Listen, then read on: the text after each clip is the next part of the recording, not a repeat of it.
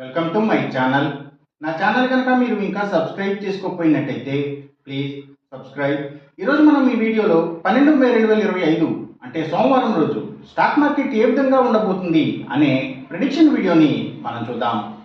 అసలు సోమవారం రోజు ఓవరాల్గా స్టాక్ మార్కెట్ ట్రెండ్ ఎలా ఉండబోతుంది అనేది తెలుసుకునే ముందుగా ప్రీ మార్కెట్ సెషన్ గురించి మనం ప్రెడిక్ట్ చేయాలి అంటే అంతకన్నా ముందు రోజు అంటే Friday American stock market Nasdaq అక్కడ న్యూస్ మీద డిపెండ్ అయ్యి మార్కెట్ మూవ్మెంట్ చూపించే అవకాశం ఉంది.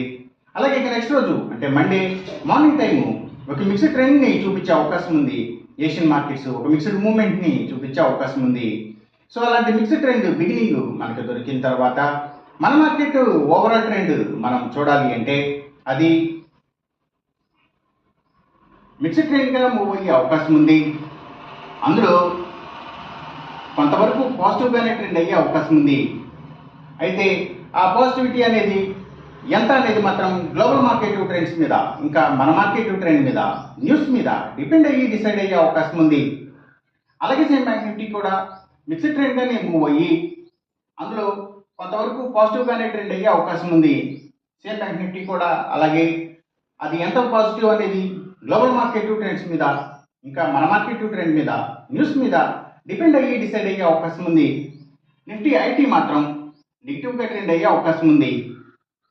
ఇక మనం ఇంట్రాడే స్టాక్ సెలెక్షన్ విషయంలో భాగంగా ముందుగా మనం గెయినర్స్ విషయం చూడాలి అంటే ఏవైతే నిఫ్టీ ఫార్మా అండ్ హాస్పిటల్స్ ముఖ్యంగా హాస్పిటల్స్ స్టాక్స్ అలాగే గవర్నమెంట్ బ్యాంక్స్ అండ్ ఫైనాన్షియల్స్ అంటే పిఎస్యు బ్యాంక్స్ గవర్నమెంట్ ఫైనాన్షియల్స్ ఇంకా బుక్ పబ్లిషర్స్ స్టాక్స్ ఎడ్యుకేషన్ సర్వీసెస్కి సంబంధించిన కంపెనీల స్టాక్స్ అలాగే సర్వీసెస్కి సంబంధించిన అన్ని అంటే courier services food deliveries pharma deliveries ఇలాంటి వాటికి సంబంధించిన అన్ని కంపెనీల స్టాక్స్ ఇంకా ఫుట్వేర్ స్టాక్స్ ఇవన్నీ కూడా మంచిగా గెయిన్ అయ్యే అవకాశం ఉంది.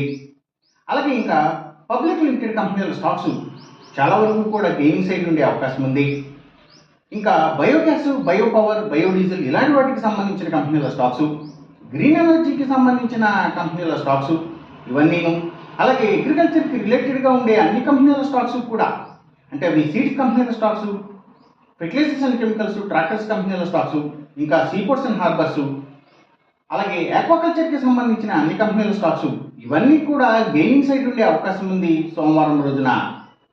ఇక మనం ఇంట్రాడే లూజర్స్ విషయం చూడాలి అంటే ఏవైతే కమ్యూనికేషన్ సెక్టర్ స్టాక్స్ వాటిని బేస్ చేసుకుని పనిచేసే cell phone towers cables internet services providers ఇలాంటి వాటి స్టాక్స్ మీడియా అండ్ టెలివిజన్ ఛానల్స్కి సంబంధించిన కంపెనీల స్టాక్స్ ఎక్కువగా నెగిటివ్గా ట్రెండ్ అయ్యే అవకాశం ఉంది.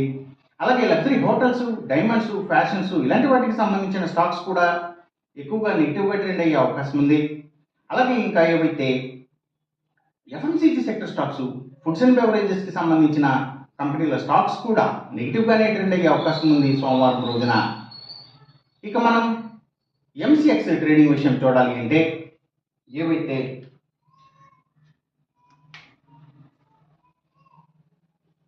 గోల్డ్ ప్రైసెస్ అలాగే crude oil and natural gases prices ఇంకా సిల్వర్ ప్రైసెస్ ఇవన్నీ కూడా తగ్గే అవకాశం ఉంది.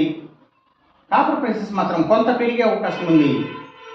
ఈ చెప్పిన రిజల్ట్స్కి ఏమాత్రం వ్యతిరేకంగా జరుగుతున్నట్టు మీకు అనిపించినా సరే ఇమ్మీడియట్గా మీ బెడ్ల నుంచి వెనక్కి వచ్చేసేయండి.